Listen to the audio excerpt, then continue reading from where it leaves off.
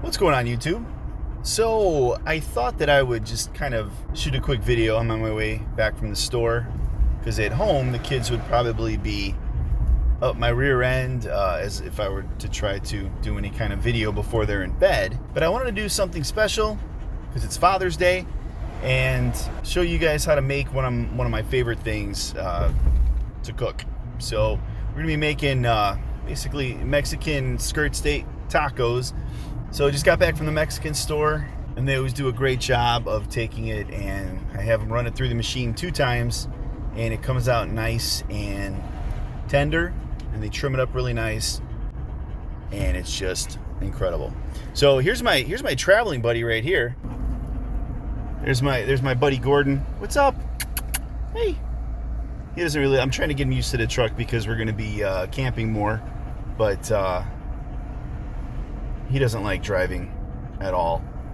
And good timing because we got you can see the lake in the background. I live right next to a pretty large lake, and no, it's not Lake Michigan, but this is a small lake in northwest Indiana that I'm literally just a few blocks away. There we go. Here's a better shot. You guys can see the lake out there. It's pretty small.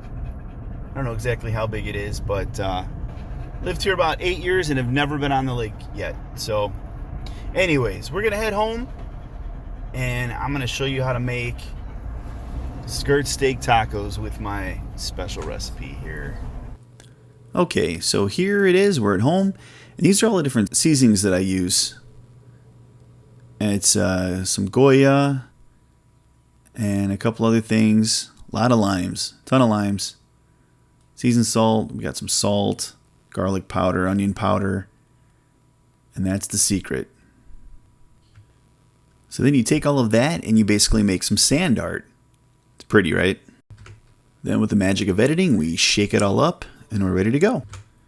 Next come the limes. You'll notice there are tons of limes. I make about a cup of juice. Some people actually use beer or other things like that, but I prefer the lime juice.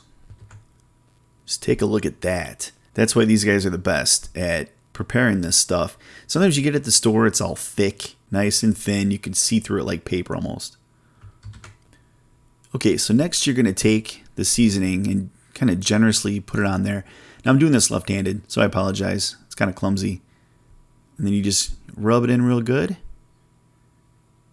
And you flip it over and you do this same thing again. All right.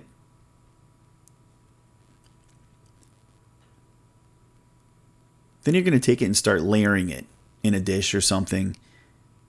And then every time you make a layer or two, you pour a little bit more lime juice in there and just let it all soak in. Here we got a few more layers. And we're putting a little more lime juice. So you really want it to soak in there good. You want to make sure the container is not too wide. You just massage it a little bit just to let that juice really get in there. Then once it's all in there and it's all soaking, you're going to seal it up and put it in the refrigerator for at least 4 hours. In this case, I had to do 4 hours. Didn't really have a lot of time, but usually I get it the night before and let it soak for a good 24 hours and really let it marinate and get nice and tender. Okay, we're getting the coals all nice and hot. Let that heat up about 15 minutes or so. We'll be good to go. Okay, so the coals are just about ready. You can see about 3/4 of them are white hot. And it pretty much stops smoking. A lot of heat coming out of the top. That's one good way to tell. I'm a huge charcoal guy, and I wouldn't be if it weren't for these chimneys, because I don't like to use any kind of lighter fluid or any kind of fluid because I don't like the taste of it. So you basically throw some paper in the bottom of here. Usually I just use this stuff right from the charcoal bag, light it on fire, and 10 to 15 minutes, you're ready to go. So this coals are laid out. And I got it all the way up to the top because we're going to preheat this sucker to get super hot before we put the meat down. So there's our meat that's been sitting in the fridge now for about 4 hours. You don't want to do any less than 4 hours. Unfortunately, I had to get it this morning. But one good thing to do is to get it, kind of take it out maybe an hour before you cook just to get it up to a little bit more room temperature. So it just cooks a little better that way. So, all right, it's all preheated and we're ready to go here. Oh yeah, look at that.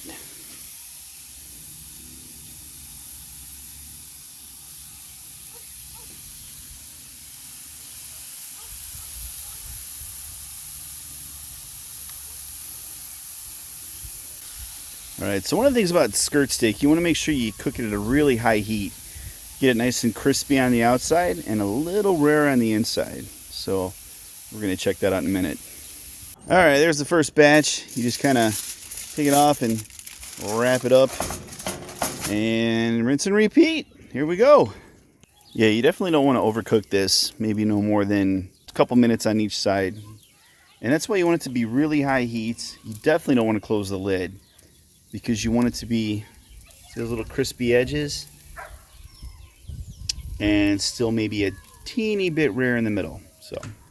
So one of the most important things about serving up skirt steak is you have to cut it against the grain. So you'll notice I kind of stretched it out at first to check and see which way the grain went, and now I'm cutting perpendicular to the grain. That's super important to make sure that it's nice and tender. I was actually watching a cooking show one time, and I noticed that they didn't do that. They cut it with the grain. And I started to kind of freak out a little bit, and sure enough, the judges ripped them apart for it. So, super important. All right, so there you have it. You actually don't have to make tacos with this. You can put them over nachos. You can just pick it up and eat it without a tortilla or anything like that. Flavor's incredible. But in this case, you'll see I usually use a little bit of Abigail's guacamole. Hopefully you saw that video, my daughter making guacamole. This is the guac that she made. So I'll put that on there with some crumbly cheese and some lettuce. And one of my favorite hot sauces just to top it off. Oh, and yeah, don't forget the crema, or basically Mexican sour cream.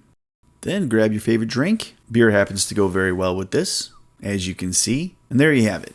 Mexican skirt steak tacos. So hopefully you've enjoyed this, and maybe you learned something. Maybe you'll give it a shot of your own. And if you do, let me know how it turns out. I'm sorry this is released a few days after Father's Day, but if you're a dad, happy belated Father's Day. And I hope you have a great rest of the week.